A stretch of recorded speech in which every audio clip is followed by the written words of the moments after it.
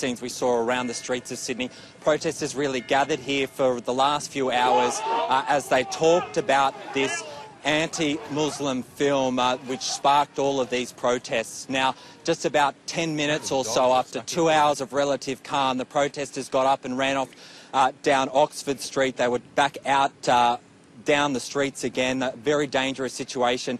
Scenes like we saw before, running in front of cars, very dangerous, not only for the police that are chasing after them, but for the people that were caught up in it too, just as people sprinted down the street and were chased after hundreds of police, riot squad police, dog squad officers, just an extremely dangerous situation. Now, this all started at about 1 o'clock at the US consulate at Martin Place. Hundreds of these young Muslim men gathered for what they said would be a peaceful protest against this anti-Muslim film released in the US that has sparked so many protests and so much unrest around the world.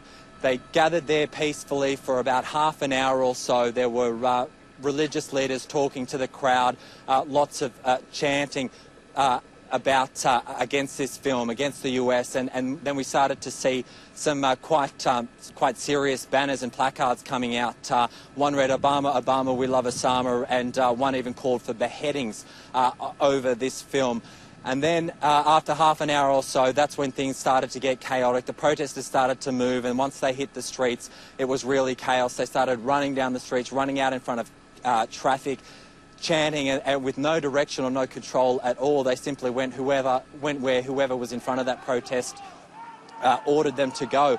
At one point, they were cornered after they'd run about 800 metres. They were cornered near Pitt Street Mall, one of the busiest malls in Sydney. They were cornered at both ends by police and riot squad. It was calm for about 10 minutes, and then we saw just extremely violent scenes. Projectiles being thrown, glass bottles, water bottles, anything that could be hurled was being hurled, and all of this in front of hundreds of shoppers who were using Sydney's busiest mall. We saw people being injured. We saw police officers, numerous officers being injured. One riot squad officer was struck in the head with a bottle of some sort. He was knocked to the ground. He was standing in a police line when he was knocked to the ground, and I saw him dragged out of that crowd of protesters and police, bleeding heavily. He was knocked unconscious. He looked in an extremely bad way. He was pulled out of the line of police that were trying to contain these protesters and raced off for help. Police then cleared that area, got all the shoppers out of that area, and tried to contain the protest. That officer was then raced off in an ambulance to hospital, and the protesters were contained there for some time, but then they ran actually through Pitt Street Mall in front of even more shoppers, hundreds of shoppers and children, and mothers and children caught in this chaotic protest. Protesters running and followed by police everywhere, and that's when they've come to then gather after some time at Hyde Park, where they spent the last couple of hours or so talking about this film, talking about the hatred for this film, why this film they feel mocks Muslims. And we heard from one of those, we heard from numerous protesters today. We will bring you what one of those protesters told you about that film now. Let's hear what some of them told us. His feet.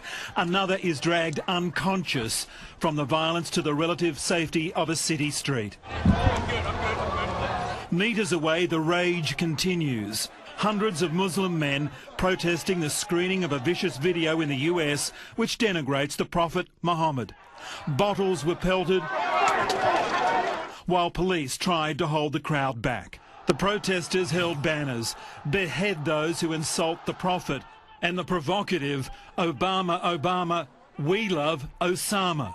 Even young children held up the signs. The march began at Town Hall, but on the way to Martin Place, violence broke out near the US consulate. 9 News reporter Matt Snelson was there as they continued into Hyde Park, where police charged and unleashed pepper spray.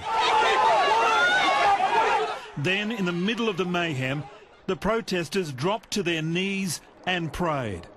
The calm after the storm in the grounds of Hyde Park, police stood by, forming a ring around the group, but it wasn't over.